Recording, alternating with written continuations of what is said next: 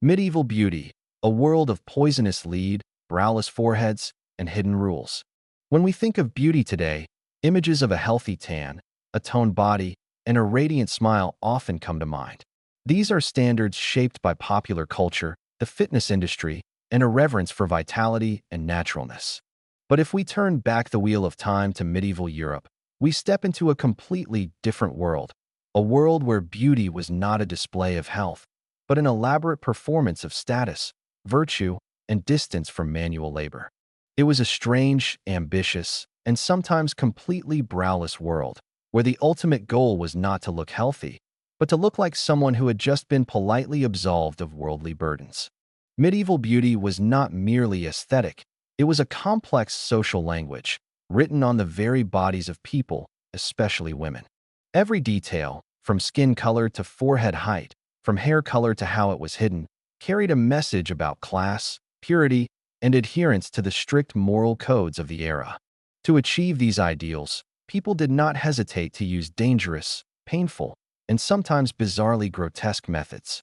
This is not a story about beautifying oneself to feel confident, but a story about constructing a visual identity to survive and advance in a society rife with unwritten rules, where a small mistake in appearance could be interpreted as a moral decline. Let's delve deeper into the panoramic picture of medieval beauty, where fragility was celebrated, paleness was royal, and the price of beauty could be life itself. Pale skin, the ultimate symbol of the nobility. In the medieval world, skin was the first and most important passport into the upper class. But unlike today, a healthy tan was not a sign of luxurious vacations, but irrefutable proof of the peasant class. Tan skin meant you worked in the fields, under the harsh sun. It was synonymous with poverty, manual labor, and in the eyes of the 14th century nobility, there was nothing less beautiful than knowing how to milk a cow. Therefore, the golden standard of beauty was paleness. The paler you were, the higher your social status was considered to be. But pale here was not just a soft ivory shade. The ideal was porcelain-white skin, ethereal, almost translucent, with faint blue veins visible beneath. It was skin that looked as if its owner had just been startled by a ghost, or was a ghost themselves. This appearance was a silent declaration to the world. I am too rich to ever see the sun. Thank you very much. Of course, not everyone was born with the desired ghostly skin, especially if they possessed a functioning circulatory system. So, people had to help nature with risky methods. Noble women, and sometimes even men, turned to an ultimate beauty weapon, white lead powder, also known as Venetian ceruse. This compound was created by reacting lead metal with vinegar, which formed a white crust that was then ground into a fine powder.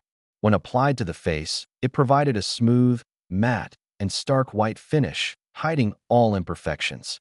It was the high-definition foundation of the Middle Ages, providing the signature corpse chic look. However, this beauty came with a suspended death sentence. The lead powder seeped through the skin and caused slow poisoning. Symptoms included chronic fatigue, skin ulcers, hair loss, organ damage, and ultimately, premature death. Ironically, when the skin began to flake, blister, or fall off in small patches, many believed it was a sign that the makeup was working effectively. The price of beauty has always been high, and the nobility was often willing to choose the slow path to the grave as long as it was beautiful and fashionable. Besides lead powder, there were countless other methods. Some used vinegar-soaked cloths to bleach their skin. Others, more lavish, used a mixture of crushed pearls and egg whites. This concoction not only lightened the skin but also created a tight film, making the cheeks feel like a stale omelet. To enhance the look of fragility, they even used blue dye to paint fake veins on their arms and chest, simulating skin so delicate it seemed about to break. Literature also helped reinforce this ideal, with romantic poems describing heroines as white as milk, white as snow, or like the winter moon, a poetic way of saying she looked as if she might faint at any moment. This pale aesthetic was not just about beauty, it was the code for class, purity, and a complete disengagement from the agricultural economy. The high, broad forehead, a window to intellect and nobility. If there was one medieval beauty trend that would make modern people literally raise their eyebrows, it was the obsession with a high forehead. A high, smooth, uninterrupted forehead was considered a symbol of elegance, intelligence, and even divinity. It was seen as an architectural marvel on the medieval face. An ideal forehead said, "I spend my days reading psalms and pensively looking out of castle windows, not, I own a shovel." To achieve this noble look, women undertook extreme and rather itchy measures. Eyebrows were considered an encumbrance, interrupting the seamless expanse of the forehead. Therefore, they had to be completely removed. Women carefully plucked them one by one until nothing remained. But that was only the first step. To expand the real estate on their foreheads, they also plucked the hair at the front of their hairline, bit by bit, to push it further back. This was not a simple trim. It was a full-blown forehead expansion project. Medieval grooming manuals offered detailed advice on how to do this. They advised women to use tweezers, hot cloths, and homemade depilatory creams. The ingredients of these creams might make us shudder: cat dung, quicklime, arsenic, or even vinegar-soaked leeches. All this just to get a forehead so broad it could be used as a sundial. The risk of a mild facial burn seemed not to deter them. The results of these efforts were striking. Portraits from the period show women with serene expressions and foreheads so vast you could host a joust on them. When combined with pale skin and soft features, this high forehead aesthetic became the standard for refinement. Fashion also played a strong supporting role.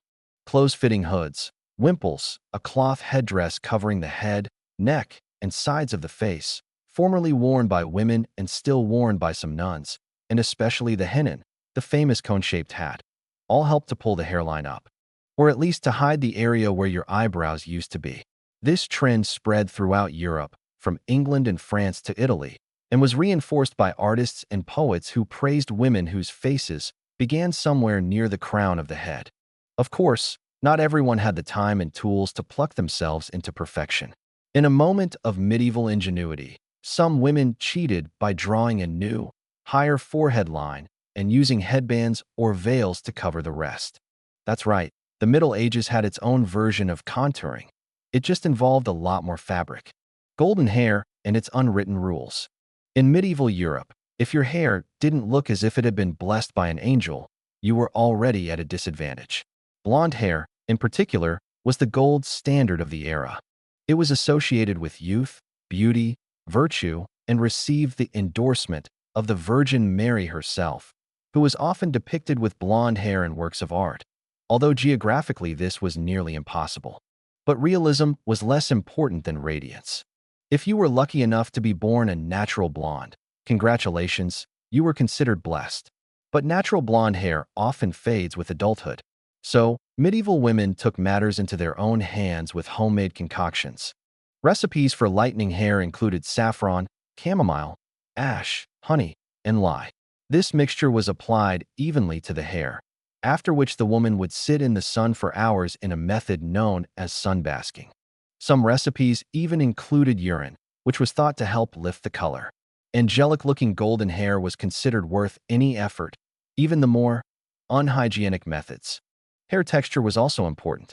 Long, loose, wavy locks cascading down the back like a divine curtain were ideal.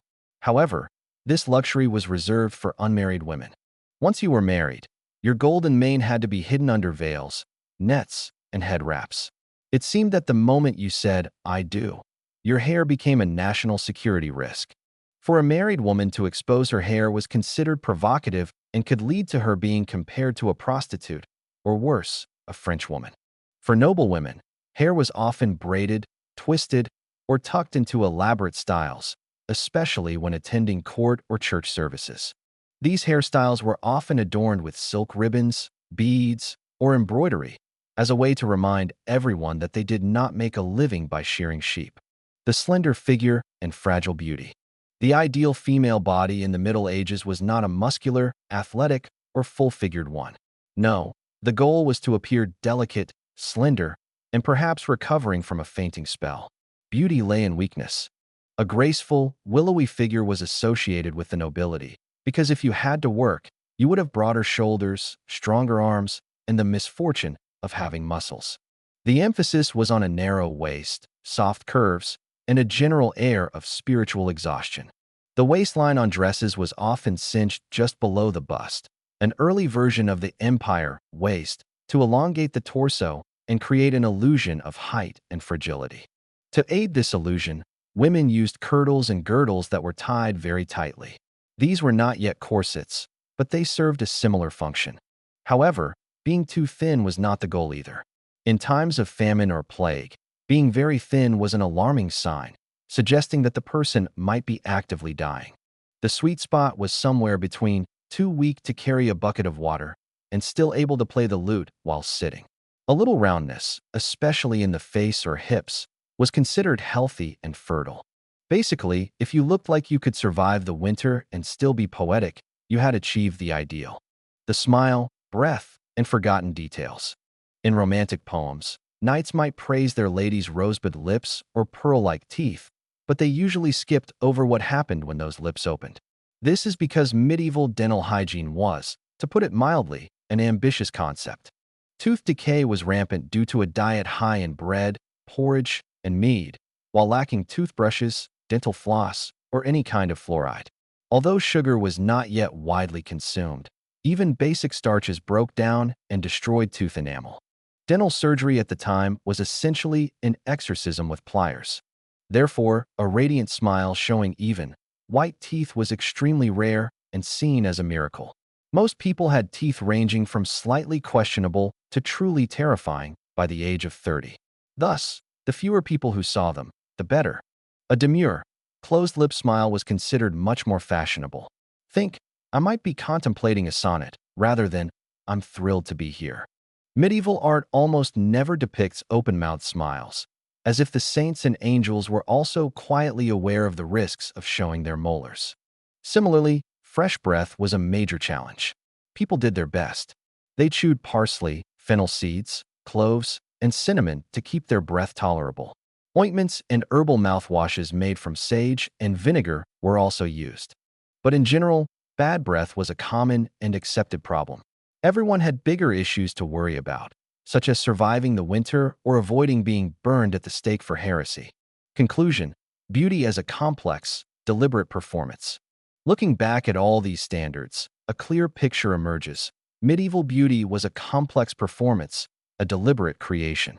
It was not about celebrating natural beauty, but about creating an image that conformed to social and religious ideals. Pale skin spoke of wealth. A high forehead demonstrated intelligence. Blonde hair suggested purity. A slender figure was a sign of nobility. The greatest irony lies at the heart of these efforts. To achieve a pure and virtuous look, people used poisonous chemicals, performed painful procedures, and showed a deep concern for their appearance, all of which could be considered vanity. One of the 7 deadly sins that the Church constantly warned against. Beauty was a double-edged sword. It could be a sign of divine grace, but if you appeared to try too hard to get it, you immediately became suspect.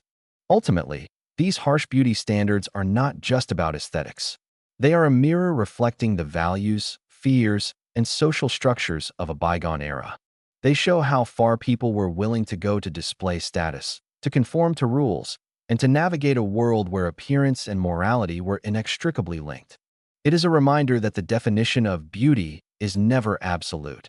It is always a product of its time, molded by power, religion, and the deepest human aspirations. The Persian Immortals, when discipline, myth, and steel forged an eternal army. In the annals of human warfare, there are names that transcend the limits of a military unit to become a legend, a terror whispered through the generations. Few names evoke as much majesty and dreadful fear as the Immortals of the Persian Achaemenid Empire. They were not just soldiers, they were a concept, a psychological weapon honed to perfection, and the living symbol of the unshakable power of one of the greatest empires of the ancient world. They were not immortal in the divine sense. No magic protected them from sword or arrow. Their immortality was built on a much more practical foundation, but one that was no less terrifying: a cold bureaucratic system, an iron discipline, and a war machine designed to never be diminished. For an enemy on the battlefield, facing a wall of shields that never broke, a rank where every fallen soldier was instantly replaced, The distinction between magic and the ruthless efficiency of the Persian machine became meaningless. The Immortals were not just an elite army. They were the living embodiment of imperial power, a meticulously designed system of discipline, logistics, and psychological terror, where their legend of invincibility was as potent as the very spears they carried. To understand them, we must delve into the story of their birth, their glorious peak, their inner workings, and the tragic fall of an army that shaped history. The birth of a legend, under the reign of Cyrus the Great. In the 6th century BCE, under the leadership of the brilliant conqueror Cyrus the Great, Persia was in the process of transforming from a regional power into a vast empire. Cyrus understood a crucial point. An empire cannot survive on governors and administrators alone. It needs a military backbone, an elite force that can project dominance, inspire loyalty, and suppress rebellions with equal efficiency. From that need, the Immortals were born. The name Immortals was not mere hyperbole.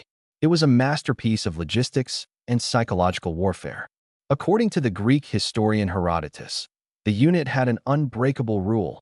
Its strength was always maintained at exactly 10,000 men. If a soldier died, fell ill, or was wounded, another from the reserves would be dispatched to replace him immediately. The number never wavered. Imagine the effect of this on an enemy. You fight all day, inflicting losses on the Persian army, but when dawn breaks the next day, you face the same force, with the exact number of 10,000, as if nothing had happened. To the outside world, it seemed they could not be weakened, could not be destroyed. Whether this was the truth or just a cleverly woven tale, the image stuck in everyone's mind, and the name Immortals endured. Immortality in this case was not about individual survival, but about the eternal presence of Persian might. To become an immortal meant being selected from the Persian, Median, or Elamite nobility, or at least from families of high status and proven loyalty. Training began at a young age, in military academies attached to the royal court. The discipline was incredibly brutal. Loyalty to the king was absolute. They were expected to be not just warriors, but paragons of Persian values: order, obedience, and composure under pressure. They were the ultimate tool of Cyrus to consolidate a young and vast empire. The perfected machine, the era of Darius and Xerxes. If Cyrus created the Immortals, it was Darius the Great who perfected them. When Darius came to power in 522 BCE amidst palace intrigues and assassinations, the Immortals were the tool he used to legitimize and stabilize his reign. Under Darius, they were no longer just a personal guard. They became an extension of royal authority, woven directly into the imperial administrative machine. Darius understood that power rested not only on military strength, but also on the illusion of order and inevitability. And nothing projected that image more effectively than the Immortals. He had them parade in festivals, stationed them in prominent positions around his new capital of Persepolis, and sent them on high-profile missions. They were always visible, always composed, always the 10,000 eternal faces of Persian dominance. Their images were even carved on the stone walls of Persepolis, in perfect, stylized, and identical ranks, facing eternity in stone. These were not just portraits, they were propaganda in stone and steel. Tactically, Darius reshaped their role. They became a core element of combined arms warfare, often deployed alongside archers, cavalry, and chariots in coordinated attacks. Later Greek observers described how they moved with terrifying efficiency, firing volleys of arrows while slowly advancing behind their wicker shields, never breaking formation. Their appearance was also part of the psychological warfare. Unlike the Greek hoplites, who prided themselves on their gleaming bronze armor, the Immortals looked like a different kind of force. They wore elaborately embroidered tunics and trousers, often dyed in rich reds and purples, the colors of royalty and command. Beneath these lavish fabrics lay a layer of bronze or iron scale armor, flexible enough for movement but sturdy enough for protection in close combat. Their most distinctive element was their soft felt headdress, called a tiara, which was sometimes pulled down to hide their faces and conceal their identities. This uniformity created an overwhelming visual spectacle, like a curtain of death descending upon the battlefield. The peak of their legend, and also where the first crack appeared, was under the reign of Darius's son, Xerxes the Great, at the Battle of Thermopylae in 480 BCE. When Xerxes invaded Greece, he brought the Immortals as his vanguard. After the attacks of the regular Persian troops were repelled by King Leonidas and his 300 Spartans at the narrow pass, Xerxes unleashed his trump card. He ordered the Immortals to break the Greek line. It was meant to be a decisive blow, but what followed was not an easy victory. Constrained by the tight terrain of the pass, the Immortals' skills were neutralized. Their bows were nearly useless, and their shorter spears could not reach past the long dory spears of the Greek hoplites. For hours, they clashed with the disciplined Spartans and suffered heavy losses. This was not just a military defeat, it was a rupture in their image. The gods of war in silk and scales had bled. For the first time, the illusion of their immortality had cracked under the weight of Spartan spears. However, even in defeat, they adapted and continued to advance. Immortality, after all, was not about invincibility, but about endurance. Behind the silk curtain, the bureaucratic machine of immortality. The most fascinating part about the Immortals was not their fighting skills or their bravery. Their real secret, their ultimate weapon, was something much less glamorous: the administrative machine. It was a cold, efficient, and relentless bureaucratic system. As mentioned, when one warrior fell, another would immediately take his place. This was not a poetic exaggeration, it was a deliberate design. The Achaemenid Empire ran on logistics, and the Immortals were the prime example. They had a constantly maintained pool of reserves, comprising young men who were being trained, supervised, and rotated through lower-level duties until they were called up. The command structure was meticulous. The entire unit was led by a supreme commander. Under him were 10 Hazarapatis, commanders of 1,000. Below them was a network of subcommanders, scribes, and quartermasters, ensuring that every soldier had the correct arms, rations, lodging, and medical support. If a soldier in Egypt was lost, a replacement would be dispatched from the capital, Susa. If a soldier broke his leg while on patrol in Media, his successor was already packing his gear. This machine went beyond military readiness. It was profoundly psychological. The illusion of 10,000 unchanging warriors was a tool of imperial terror. If you killed one, another immediately stepped into his place. Personal identity did not matter. The presence of the army was eternal. Like a hydra of discipline and silk, this machine never stopped to mourn. Discipline governed every corner of their lives. They followed a strict daily routine, waking before dawn, drilling in silence, maintaining weapons and armor. Meals were eaten communally, always modest and nutritionally calculated for endurance. Although they were allowed to marry and maintain households, they could be summoned at any moment and had to leave everything behind without hesitation. A man who hesitated even once could be quietly replaced. It was this efficient and cold system that ensured their legend. They did not just fight with discipline, they lived in it. The twilight of the gods, the confrontation with Alexander. All empires grow old, and so do their legends. In the later years of the Achaemenid Empire, the Immortals were still feared, but they were no longer invincible.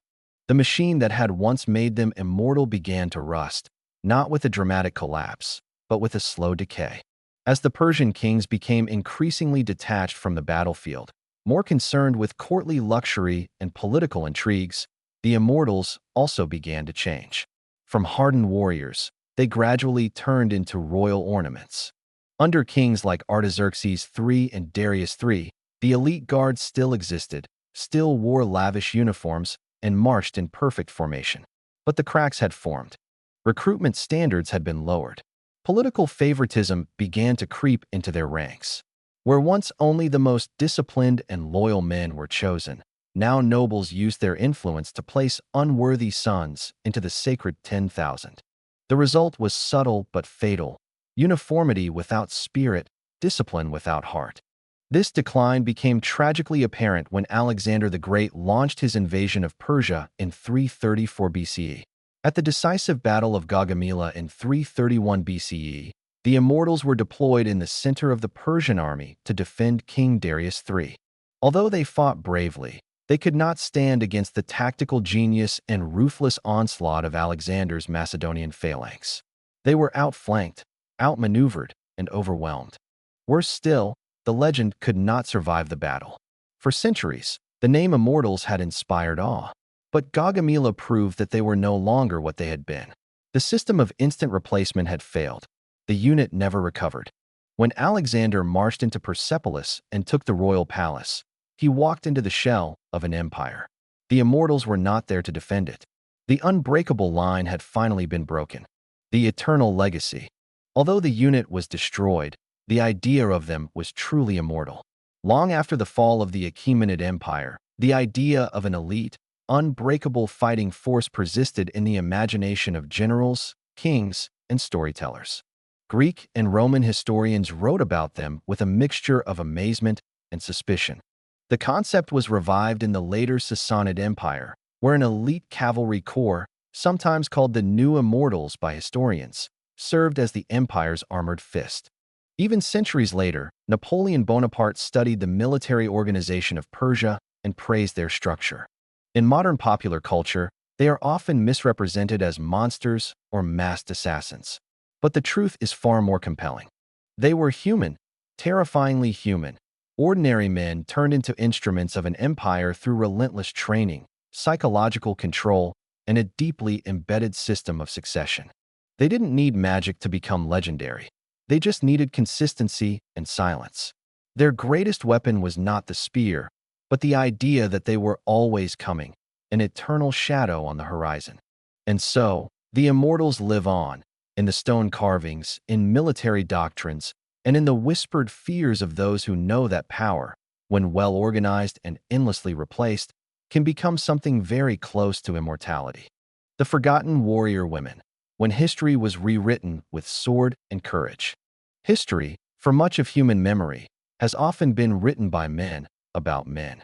The pages of epics are filled with stories of kings, generals, warriors, and their conquests.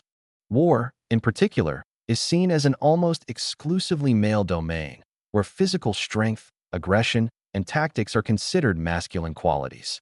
In this grand picture, women often appear in supporting roles: the worried wife on the home front, the mother grieving for her son, or the spoils of the victor. But that is only half the truth.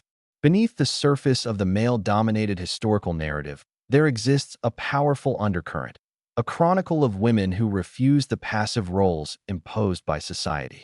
They took up swords, bows, muskets, and spears, not only to defend themselves but also to lead, conquer, and inspire. They were not strange exceptions, but indispensable figures in the story of human courage, whose own stories were often downplayed, turned into myth, or erased entirely. From the windswept steppes of Eurasia to the dense jungles of West Africa, from the bloody battlefields of feudal Japan to the frozen trenches of World War II, warrior women have always been there. Their stories shatter the myth of female weakness and redefine our understanding of courage, sacrifice, and the nature of war. Uncovering their legacy is not just about correcting historical omissions. It is about reclaiming a heritage of strength and resilience that has been forgotten for too long. Chapter 1. The Steppe Warrior Women, the Real-Life Amazons. Even before the Greek myths of the Amazon warriors were told, their real-life counterparts existed on the vast steppes of Eurasia, the Scythian women. The Scythians were fierce nomadic tribes who spread terror from the Black Sea to the Altai Mountains between the 9th and 2nd centuries BCE. In their society, the harsh nomadic life demanded flexibility and resilience from everyone. The rigid gender roles seen in settled societies were a luxury they could not afford. Therefore, Scythian women were not confined to tents to weave cloth or raise children. They learned to ride horses and shoot bows from a young age, just like the boys. They wore leather trousers, armor, and bore tattoos similar to the men. On horseback, in a shower of arrows, it was difficult to distinguish them from the male warriors. The Greek historian Herodotus was shocked when he recorded their stories. He described tribes where women would not marry until they had killed an enemy in battle. For centuries, these stories were considered exotic tales, products of the Greek imagination. But modern archaeology has proven that Herodotus was not exaggerating. Burial mounds, known as kurgans, scattered across Ukraine, Kazakhstan, and southern Russia, have revealed astonishing discoveries. Archaeologists have found the skeletons of young women buried with a full arsenal of weapons: bows, arrows, swords, daggers, and armor. These were not ceremonial items. Many weapons showed signs of use. More importantly, their skeletons bore battle wounds. One of the most famous discoveries was a woman with an arrowhead embedded in her spine. Another had a severe gash on her skull. These findings paint a clear picture. Scythian women were not just supporters, they were frontline warriors. It is very likely that the Greek myths of the Amazon warriors were inspired by encounters, perhaps exaggerated, with these real women. While the Amazons of myth disappeared into fantasy, the Scythian women were real. They fought the Persians, clashed with the Greeks, and terrified the Macedonians, leaving a legacy of a society where courage knew no gender. Chapter 2. The Queen's Rebellion, Boudica, and the Flames of Vengeance. In the 1st century CE, the Roman Empire was at the height of its power, seemingly unstoppable. But in the remote province of Britannia, modern-day Britain, a red-haired Celtic queen arose who nearly pushed the Roman war machine to the brink of collapse. Her name was Boudica, and her story is a tragic epic of revenge, national pride, and the terrifying power of a woman with nothing left to lose. Boudica was the wife of Persutigus, king of the Iceni tribe. He was a client king of Rome, allowed to rule as long as he kept the peace and remained subservient. When Persutigus died, he left a will dividing his kingdom between his daughters and the Roman emperor, hoping this act would ensure the safety of his family. But the Romans ignored his wishes. They moved in to seize all the land, declaring it Roman property. In the process, Roman officials committed a brutal act intended to crush any thought of resistance. Boudica was publicly stripped and flogged, and according to the historian Tacitus, her 2 daughters were raped. It was a calculated humiliation designed to break the spirit of the Iceni. Instead, it lit a wildfire. In 60 or 61 CE, Boudica did the unthinkable. She united several British tribes who were often in conflict with one another and launched one of the most ferocious rebellions in Roman history. She was not a figurehead. Roman accounts describe her commanding her army from a chariot, spear in hand, her fiery red hair streaming behind her as she called her people to rise up. She was a combination of a priestess, a general, and pure fury. Her forces attacked Camulodunum, modern Colchester, a Roman colony, and razed it to the ground. Next came Londinium, London, and Verulamium, St. Albans. They mercilessly slaughtered Roman settlers and their sympathizers. Historians estimate that over 70,000 people were killed. Boudica's army left a long trail of ash and shattered Roman arrogance. For a short time, it seemed the British might actually drive out the invaders. However, the Romans, under the command of Governor Gaius Suetonius Paulinus, regrouped. Although vastly outnumbered, they lured Boudica into a battle on open terrain, where Roman discipline and formation tactics proved superior. The rebellion was crushed. Boudica, facing defeat, is said to have taken poison rather than be captured. Although her uprising failed, Boudica's legacy only grew. She became an immortal symbol of resistance against foreign tyranny. Chapter 3. The Sword and the Cherry Blossom, the Female Samurai of Japan. In the tightly controlled feudal society of Japan, where rules of honor and gender roles were clearly defined, the image of the samurai is linked with men. However, history also records the existence of the anamusha, or female warriors, who belonged to the bushi, warrior, class and were trained in martial arts to protect their families, honor, and lords. 2 of the most prominent figures are Tomo Guzan and Nakano Takiko. Tomo Guzan lived in the late 12th century, during the brutal Genpei War.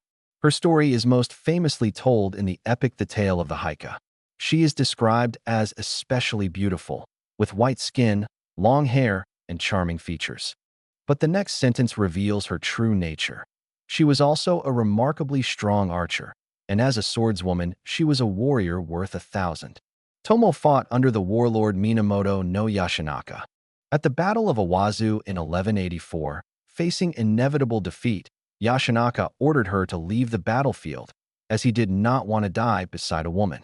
But before leaving, Tomo decided to perform one last act to prove her worth. She waited for a famous enemy warrior, charged at him, pulled him from his horse, pinned him down, and calmly cut off his head. Centuries later, at the end of the samurai era, Nakano Takiko wrote the final tragic chapter for the Onimusha. In 1868, during the Boshin War, she fought to defend Aizu Castle against the forces of the Meiji government. When women were not officially allowed to join the army, Nakano formed an unofficial unit of female warriors, known as the Joshitai, Women's Army. Wielding a naginata, a pole arm with a long blade, she led her unit in hand-to-hand combat against enemy troops armed with rifles. She killed several enemies before being shot in the chest.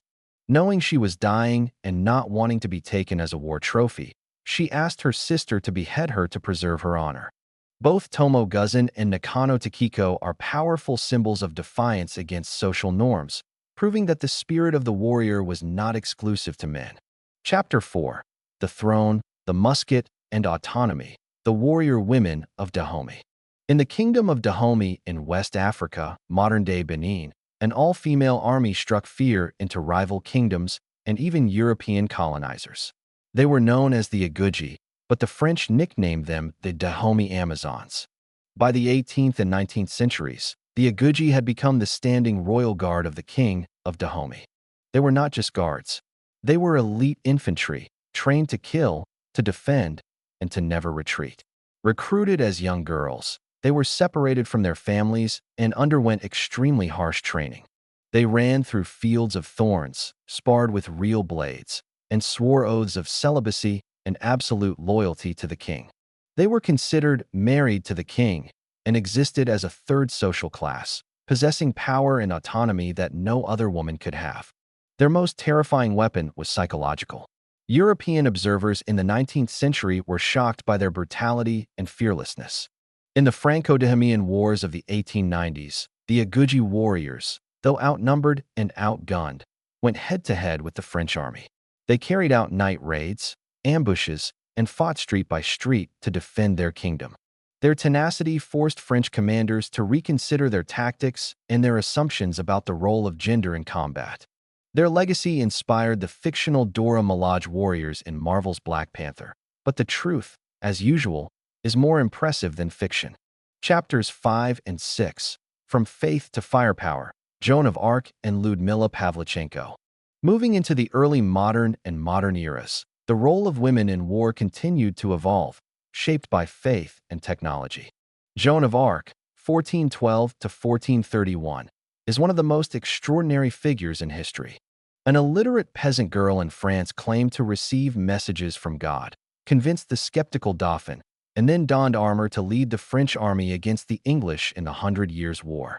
Her presence at the Siege of Orleans revived the spirit of an army on the brink of collapse and turned the tide of the war. She was not a trained strategist, but her courage and charisma worked miracles. Tragically, she was captured, sold to the English, and burned at the stake for heresy at just 19 years old. But her death only made her legend immortal. 5 centuries later, in the hell of World War II, another woman used a different kind of power to carve her name into history. Lyudmila Pavlichenko, a Ukrainian history student, volunteered for the Red Army when Nazi Germany invaded. Denied a combat role and offered a position as a nurse, she steadfastly refused. She wanted to fight, and she proved to be one of the deadliest snipers of all time. Nicknamed Lady Death, Pavlichenko is credited with 309 confirmed kills, including 36 enemy snipers. She spent long hours motionless in frozen terrain, waiting for the perfect shot. After being wounded, she was pulled from the front and became a propaganda icon, traveling to the United States and befriending First Lady Eleanor Roosevelt. Her story is a testament that in modern warfare, patience, nerves of steel, and precision can be more powerful weapons than any physical strength. Conclusion: reclaiming a lost heritage. The stories of the Scythians, Boudica, Tomo Guzan, the Aguji, Joan of Arc, and Lyudmila Pavlichenko are just a few pieces in a much larger mosaic. There were the Trung sisters in Vietnam who rode elephants to drive out Han Chinese invaders. There was Queen Asantewa of the Ashanti Empire who led a rebellion against the British. There were Apache women fighters who fought alongside male leaders. For centuries, their stories were buried under the weight of a historical perspective that saw war as a man's affair. But history is not just what was written, it is also what was erased. Discovering and retelling these stories is an act of reclaiming a heritage. It challenges deep-seated prejudices and provides a fuller, more complex, and more inspiring picture of the human past. These warrior women did not ask to be remembered as curiosities. They fought to be respected as protectors, leaders, and people with the right to self-determination. And finally, the world is beginning to listen. Ancient music, when sound was ritual, power, and the language of the gods. Before there was writing to record history, before there were pyramids and stone temples to defy time, humanity had music. It is perhaps the oldest, most primitive, and most universal form of artistic expression. In the modern world, we often consider music as a form of entertainment, a soundtrack for our daily lives, or a commercial product.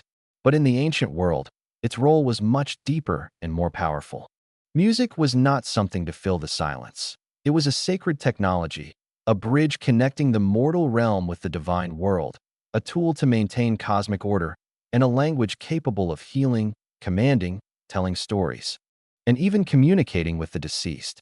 From the hot deserts of Mesopotamia to the misty valleys of China, from the vast grasslands of Africa to the high peaks of the Andes, every ancient civilization had a unique soundscape that reflected their worldview, beliefs, and social structure. Music was not just heard, it was felt as a tangible force. A wrong note in a ritual could offend the gods. A correct rhythm could call rain for the crops. A melody could lead warriors into battle or guide a soul to the afterlife. Let us take a journey through time, listening to the lost echoes of the past, to discover how the great civilizations used sound to shape their souls, and to understand that, for them, music was never just music. Chapter 1: Mesopotamia and Egypt, where music touched the gods and eternity. In the Fertile Crescent, where the first civilizations of humanity arose, music was tightly woven into the fabric of both religious and courtly life. In Sumer, Akkad, and Babylon, music was an indispensable part of ritual. Archaeological evidence and cuneiform texts show that a complex musical culture existed more than 4,500 years ago. The most representative instrument of Mesopotamia was the lyre. The lyres found in the royal tombs at Ur were not simple instruments. They were exquisite works of art, often decorated with gold, silver, and lapis lazuli. The most famous is the bull-headed lyre, with a soundbox in the shape of a bull, a symbol of strength and fertility. The presence of this image was not merely decorative, it had spiritual significance, possibly intended to amplify the power of the sound in rituals. The lyre was used to accompany hymns honoring gods like Inanna, goddess of love and war, and Enlil, god of the wind. Music became the bridge for humans to communicate with the divine, offering up prayers and asking for blessings. The Mesopotamians also had a rudimentary system of music theory. Clay tablets have been found that record what is believed to be the oldest musical notation, using a heptatonic, 7-note, scale, similar to the modern Western scale. This indicates that they not only played music by ear, but also had a structural understanding of harmony and melody. Similarly, in ancient Egypt, music was an essential tool for maintaining Ma'at, the cosmic order and balance. Music echoed everywhere, from majestic temples to deep tombs. One of the most iconic instruments was the harp. Paintings in tombs often depict harpists performing for the souls of the deceased, with the belief that music would help them on their journey to the afterlife. Another unique Egyptian instrument was the sistrum, a sacred metal rattle associated with the goddess Hathor, the patron of music, love, and joy. When shaken, the sistrum produced a jangling sound believed to please the gods and drive away evil spirits. It was widely used by priestesses in temple rituals. Musicians, especially female singers and instrumentalists in the temples, held a respected position in society. They were not just entertainers, but also spiritual intermediaries, whose music could touch eternity. Chapter 2: Ancient Greece, the dialogue between order and ecstasy. In the Greek world, music was not only considered an art, but also an ethos, a force capable of directly shaping a person's character and morals. Greek music was defined by a profound philosophical duality, represented by two gods, Apollo and Dionysus. Apollo, the god of light, reason, and order, was represented by the lyre. The sound of the lyre was considered pure, harmonious, and orderly. It was the instrument of intellect, used to accompany epic poems, and was an essential part of the education of an ideal Greek citizen. The Greeks believed that listening to the well-structured melodies of the lyre could help cultivate a balanced and rational soul. At the complete opposite end of the spectrum was the aulos, a double-reed pipe, associated with Dionysus, the god of wine, ecstasy, and madness. Unlike the gentle lyre, the aulos produced a sharp, piercing, and emotional sound. It was the instrument of release, capable of stirring the most primal human emotions. The aulos was played in Dionysian rituals to induce a state of trance, in theaters to add drama to the tragedies of Sophocles and Euripides, and in the army to keep the hoplite warriors marching into battle. Playing the aulos required a masterful circular breathing technique, which often puffed out the cheeks and distorted the player's face. The philosopher Plato, in his Republic, famously criticized the aulos, arguing that it was too emotionally stimulating and could disrupt the harmony of the soul, and therefore should be banned from his ideal state. He preferred the lyre for its clarity and intellectual nature. This debate shows how deeply the Greeks perceived the psychological power of music. For them, your choice of instrument was also your choice of moral path. Chapter 3. Ancient China, the sound of harmony and cultivation. In ancient China, music was elevated to another philosophical level. According to Confucian thought, music, was one of the 6 arts and was considered an essential tool for achieving personal harmony and social order. Proper music, elegant music, could regulate emotions, cultivate morality, and reflect the harmony of heaven and earth. The 2 most representative string instruments that embody this philosophy are the guqin and the guzheng. The guqin is the instrument of scholars and sages, with a history of over 3,000 years. It is a fretless 7-string zither that produces subtle, quiet, and meditative sounds. To an outsider, the sound of the guqin might sound like a whisper, with gentle notes like raindrops on old tiles. But to scholars, each note, each slide of the string, each harmonic reflected the balance of yin and yang. Confucius himself was said to be a skilled guqin player, believing it helped in cultivating the self, regulating the family, governing the state, and bringing peace to the world. Learning to play the guqin was not about becoming a performer, but about becoming a gentleman. In contrast, the guzheng is a younger and more extroverted cousin. With 16 to 21 strings, or more in modern versions, and movable bridges, the guzheng produces a brighter, richer, and more resonant sound. It was built for performance. Artists use finger picks to create cascades of notes that shimmer like flowing water. The guzheng was favored in palaces, in folk music, and for recounting epic stories. If the guqin whispered to the soul, the guzheng sang to the crowd. It could imitate the sound of galloping horses, flowing rivers, or the weeping of lovers, making it a powerful storytelling tool. Chapter 4. Echoes from the Black Continent, when the drum is language. Across the African continent, long before the existence of writing, rhythm was a living language. Drums were not just instruments, they were voices. They could command, remember, summon, and tell stories. Music, especially percussion, was a medium of communication, a historical archive, and a hotline to the spiritual world. One of the most iconic examples is the talking drum of West Africa. Shaped like an hourglass with taut leather cords, this drum could mimic the tones of spoken language. By adjusting the tension of the leather cords while striking it with a curved stick, a skilled drummer could speak entire phrases. Messages about births, deaths, wars, or royal ceremonies could be transmitted across villages with incredible speed. This was the continent's first wireless communication system. But drums were not just practical, they had a deep spiritual significance. In kingdoms like Kush and Nok, the sound of drums was used to summon ancestors and deities. In healing rituals, the rhythm of the drum was believed to drive out evil spirits and restore balance to the sick. The crafting of a drum was also a sacred ritual. African music is characterized by complex polyrhythms, in which many different rhythms are played simultaneously, creating a dense and compelling tapestry of sound. In African tradition, music is inseparable from movement. You don't just listen, you dance, you sweat, and you immerse yourself in the rhythm. The drummer is not just a performer. He is a conductor, a channel for the energy, spirit, and memory of the community. Chapter 5. The Andean Wind and the Breath of the Gods. On the high peaks of the Andes, where the air is thin and the clouds hang low, music floated through stone cities and terraced fields, not from strings or drumheads, but from the wind.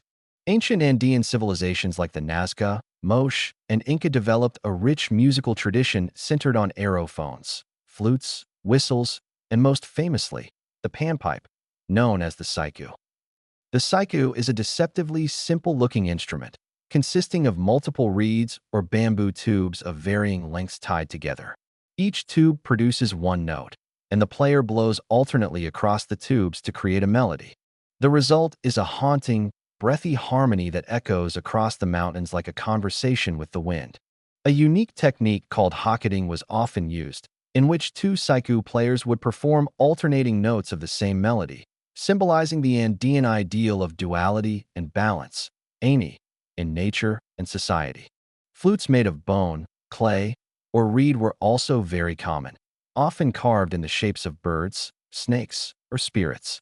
A particularly fascinating discovery is the ceramic whistling vessels of the Moche civilization.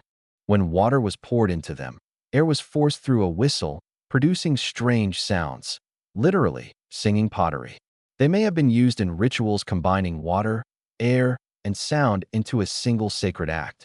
In Inca society, music was used to call for rain, bless harvests, and honor gods like Inti, the sun god, and Pachamama, Mother Earth. The breath of the musician was considered an offering. Conclusion. Although the ancient civilizations have risen and fallen, their music has never truly died. It still exists, not always in sound, but in instrument designs, in rituals, and in our cultural DNA. Many modern instruments are direct descendants of ancient ones. The lyre became the lute, and then the guitar. The aulos inspired the oboe. Greek music theory laid the foundation for Western classical music. African rhythms shaped jazz, blues, rock and roll, and countless other genres. But perhaps the most enduring legacy is the purpose of ancient music. It was never just for entertainment. It was an essential part of life. It marked birth and death, planting and harvest seasons, love and war. It healed, it connected communities, it spoke to the gods.